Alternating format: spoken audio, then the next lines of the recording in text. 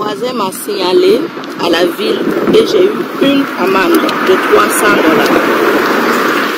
Je vous ai dit au Canada ici, là, faisons attention. La vraie police, ce n'est pas la police que vous voyez qui a les voitures, qui a tenue là. La vraie police au Canada, c'est les voisins. Ton voisin peut rire avec toi, manger chez toi, passer du temps avec toi. Tu vas chez lui, vous allez vous parler, vous riez ensemble. Mais si tu fais erreur, c'est le premier qui va appeler la police sur toi. Ouais, c'est constat là, 300 $. Si tu es propriétaire, fais attention. C'est-à-dire, moi je ne savais pas, j'ai laissé des ordures ici. Je n'ai pas eu d'avis, rien du tout. Normalement, on donne un avis pour dire ces ordures-là, la ville ne ramasse pas. Ramassez vous-même, soit vous allez avoir une amende. Moi, j'ai reçu l'amende. Quand j'ai appelé pour comprendre, on m'a dit, ah, il y a un de vos voisins, il y a votre voisin, vous avez été signalé. C'est qui va me signaler si ce n'est pas mon voisin? Moi, je ne sais pas que ces ordures, je n'ai pas fait exprès. Donc, ici, là, je ne sais pas, n'est pas une raison valable pour échapper à une sanction. Si tu ne sais pas, informe-toi. Regarde-moi prochainement avant de déposer quoi que ce soit. Parce que je sais que ici à Châteauguay, dans ma ville, les bacs bleus, c'est tous les lundis. Les bacs noirs, c'est tous les vendredis. Moi, les bacs marrons, je ne sais même pas c'est quand. Les arbres, les vêtements, les tissus, je ne sais pas. Et quand j'ai appelé pour comprendre, je n'ai même pas eu vraiment, en fait, je n'ai pas encore compris. Peut-être les explications étaient claires, mais pour moi, ça ne l'est pas. Je vais retourner encore sur le site de la ville, vérifier certaines informations. En attendant, je ramasse, voilà, je ramasse pour ne pas encore avoir une pour ne pas avoir une autre amende, ou bien pour ne pas encore être signalé. En attendant, je ramasse. Ouais. Donc, faisons attention, partagez la vidéo au maximum parce que Camille Abahara, si tu ne sais pas là, c'est comme une maladie, il faut te renseigner. Ça peut t'inviter, te sauver de l'argent, sauver du temps et tout. En attendant, va à mon profil pour chercher mon contact, pour venir chercher mes draps. Comme j'ai payé 300 là, 300 $, c'est le profit de combien de draps? C'est beaucoup! Hein? Donc, partagez la vidéo, venez chercher les draps pour que je puisse rentabiliser un peu, sinon je vais rentrer pour rien. Je ne m'amuse pas, d'habitude je ris là, je ris pas. Et si vous voulez venir inbox sur mon WhatsApp, je vais vous montrer ça là. Je ne peux pas m'amuser avec amende de la part de la ville ou bien signalement. Non, je ne peux pas, c'est vrai. Faisons attention, l'éducation des enfants, comment vous vivez avec vos enfants, comment vous faites vos choses. La police, c'est vos voisins. Faites attention, j'ai parlé de... Je passe.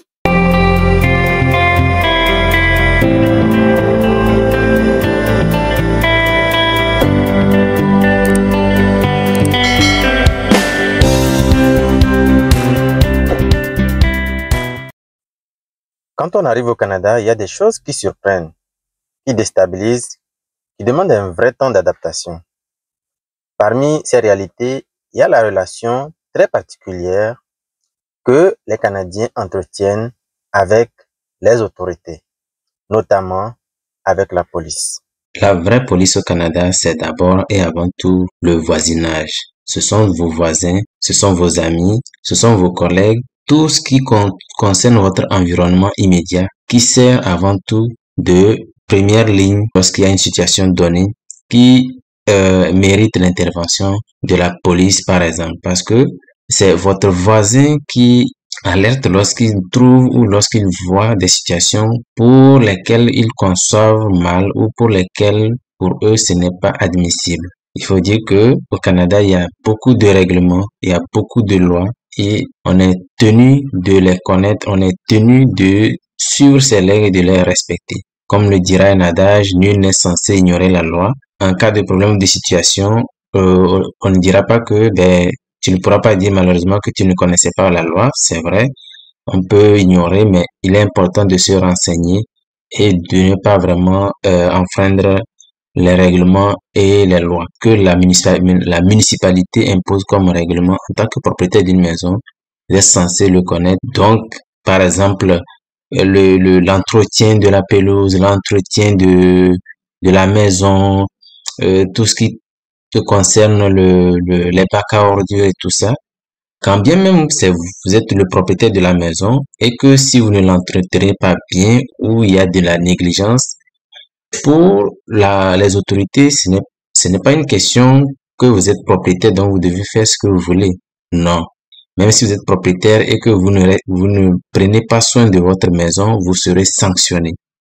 Et oui, ça c'est le Canada.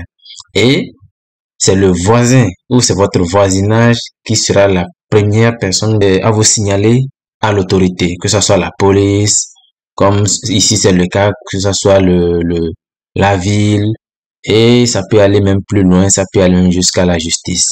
Lorsqu'il y a des problèmes assez graves et que la police se met à enquêter, les personnes qui vont fournir beaucoup ou plus d'informations ou parfois des informations fiables, c'est votre voisinage parce que c'est votre voisinage qui vous connaît mieux, qui vous observe tous les jours, qui regarde vos faits et gestes tous les jours, etc.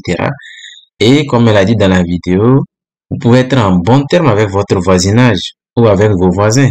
Mais lorsqu'il y a un problème qui se pose ou qui s'impose, et le droit commun ou l'intérêt commun va prendre le dessus que sur la relation que vous avez avec votre voisin.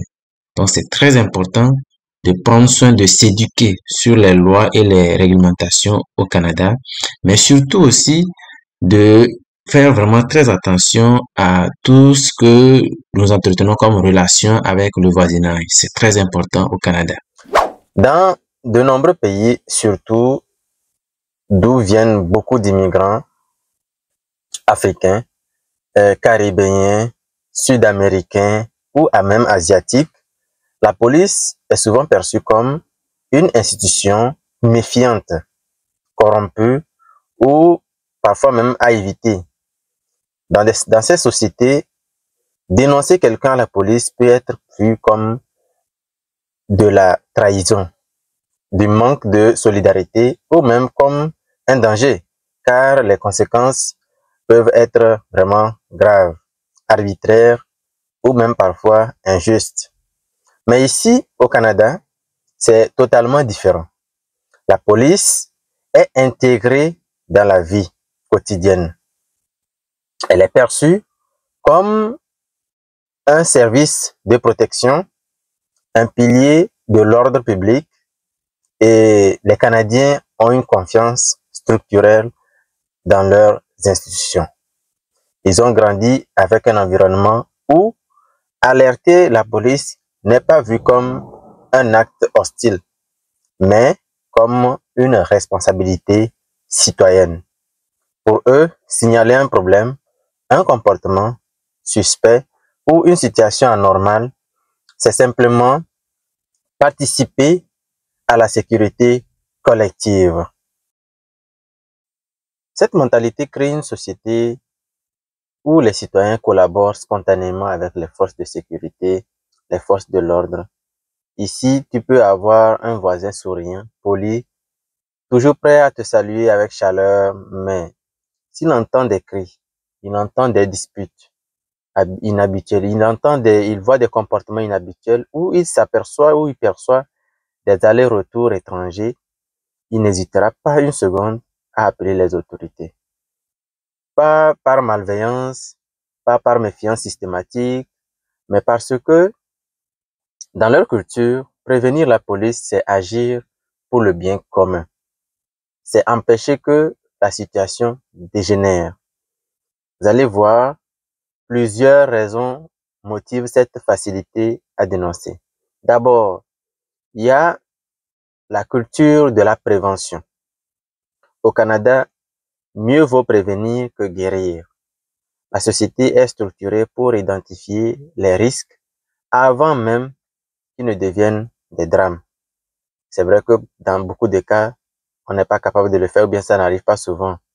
Si un enfant est souvent laissé seul à la maison, si des bruits violents se répètent, si des odeurs étrangères ou bien étranges sortent d'un appartement, les voisins vont alerter. Ce n'est pas parce que c'est de l'espionnage, ni que c'est de la vigilance sociale, mais c'est comme ça la culture ici.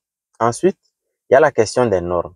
Le Canada est un pays avec des règles très strictes sur la sécurité, le respect de la tranquillité, la protection des mineurs, la lutte contre la violence domestique et les activités illégales. Les Canadiens sont conditionnés à remarquer ce qui déroge à ces normes et à agir.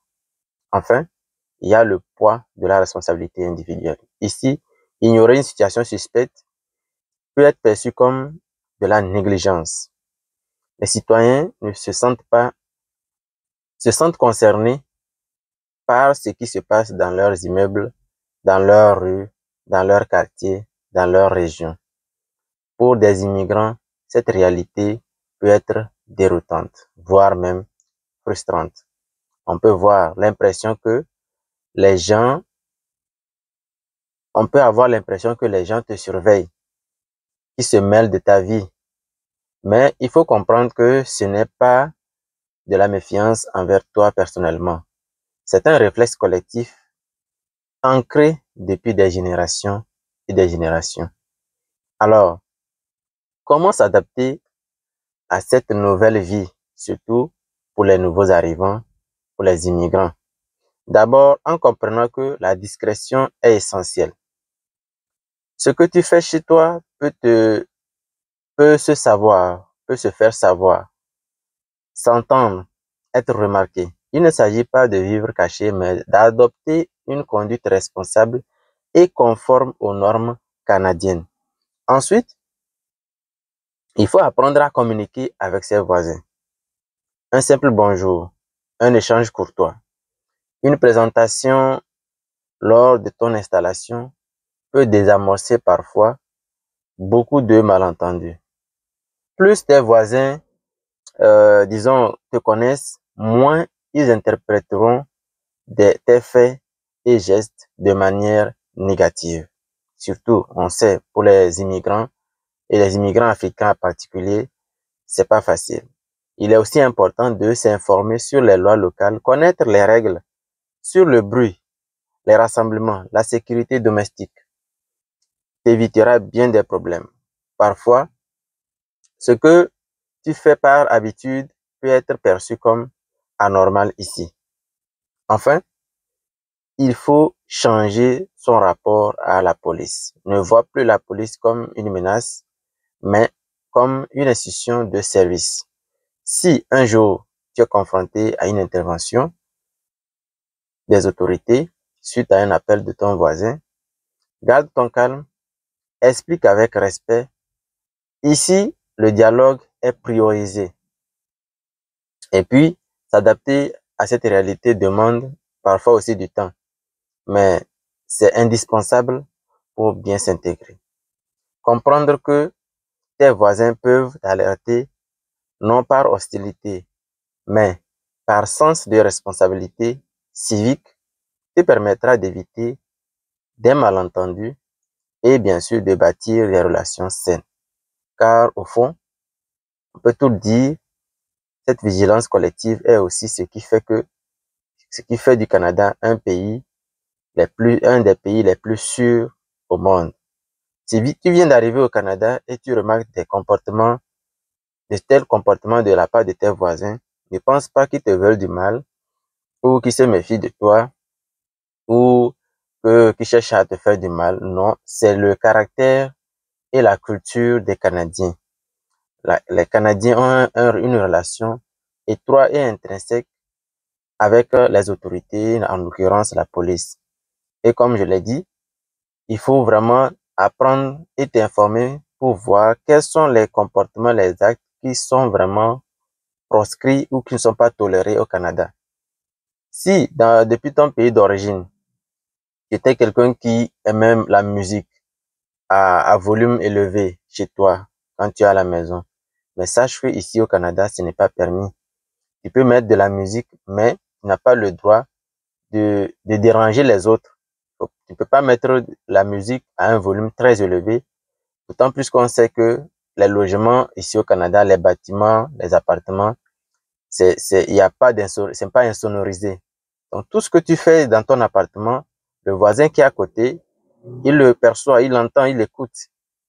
Et s'il remarque qu'il y a des choses qui se passent qui sont incorrectes selon lui, il va alerter la police. C'est naturel pour lui. C'est comme ça il a été éduqué, c'est comme ça il perçoit les choses. Pour lui, il doit prévenir quand il voit quelque chose d'incorrect ou de pas normal. C'est pourquoi on voit beaucoup d'immigrants africains qui sont étonnés de recevoir la visite de la police chez eux pour des problèmes que eux ils pensent banals ou qui pensent que ça ne vaut pas la peine. Pourtant, ça l'est pour le voisin, ça l'est pour le Canadien, ça l'est pour l'autochtone qui est ici.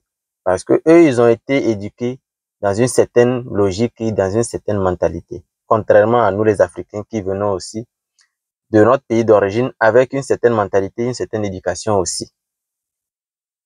Donc, c'est comme par exemple, pas la violence, mais en Afrique, par exemple, quand on est parent, il y a une certaine façon de corriger son enfant quand il fait quelque chose qui n'est pas bien.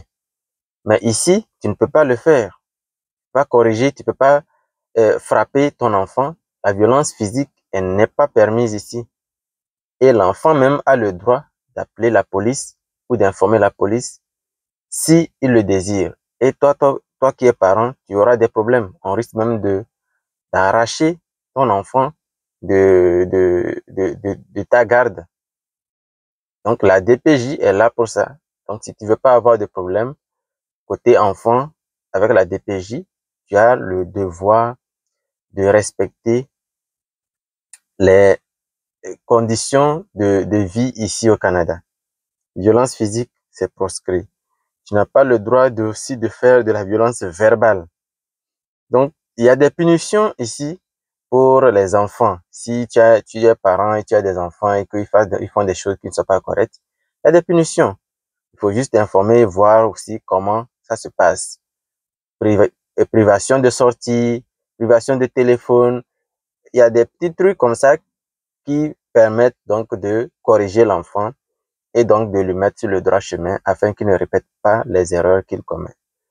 Donc, c'était pour te passer le message comme quoi ici au Canada, ce n'est pas que tu dois te méfier de la police, mais la police, elle est ancrée dans la vie quotidienne des habitants et elle intervient à tout moment dès qu'elle reçoit de l'alerte. Et que sache que ton voisin, même si vous entendez bien, vous parlez bien, vous riez bien, s'il remarque quelque chose qui n'est pas normal selon lui, il va appeler la police.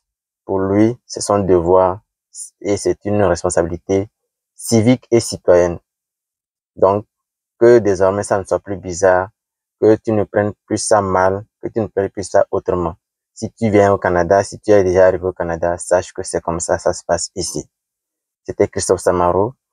Abonne-toi à la chaîne, encouragez la chaîne. Il y a beaucoup de gens qui suivent mes vidéos mais qui ne s'abonnent pas. Si vous voulez m'encourager, si vous trouvez le contenu que je fais qui est intéressant, abonnez-vous, partagez, activez la cloche de notification et dites-moi en commentaire ce que cela vous inspire. À très vite pour une nouvelle vidéo. Ciao.